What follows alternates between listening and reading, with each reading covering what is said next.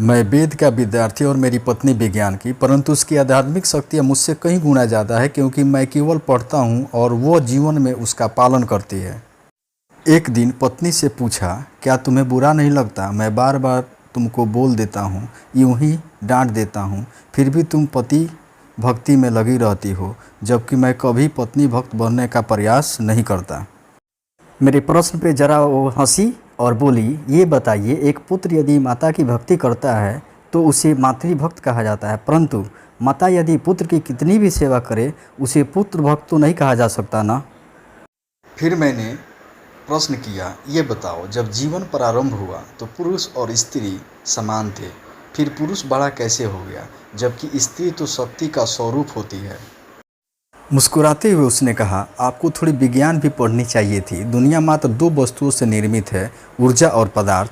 पुरुष ऊर्जा का प्रतीक है और स्त्री पदार्थ की। पदार्थ को यदि विकसित होना हो तो वह ऊर्जा का आधान करता है, न कि पदार्थ का। ठीक उसी प्रकार जब एक स्त्री एक पुरुष का आधान करती है तो शक्ति स्वरूप हो जाती है और आने वाले पीढ़ियों अर्थात अपने संतानों के लिए प्रथम पूज्य हो जाती है, क्योंकि वह पदार्थ और ऊर्जा दोनों की ही स्वामिनी होती है, जबकि पुरुष मात्र ऊर्जा का ही अंश रह जाता है।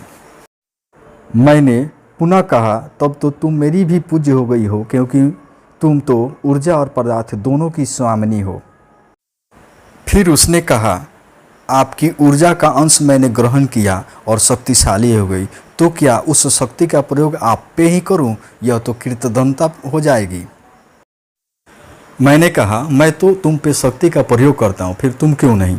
उसने उत्तर दिया, जिसके संसर्ग मात्र से मुझ में जीवन उत्पन्न करने की क्षमता आ गई और ईश्वर से भी ऊंचा पद, जो पद आपने मुझे प्रदान किया है, जिसे माता कहते हैं, उसके साथ मैं विद्रोह नहीं कर सकती। यदि शक्ति का प्रयोग करना भी होगा तो मुझे क्या आवश्यकता मैं पड़ी तो मैं माता सीता की भांति तेजस्वी लौ कुछ तैयार कर दूंगी, जो आपसे मेरा हिसाब किताब कर लेंगे।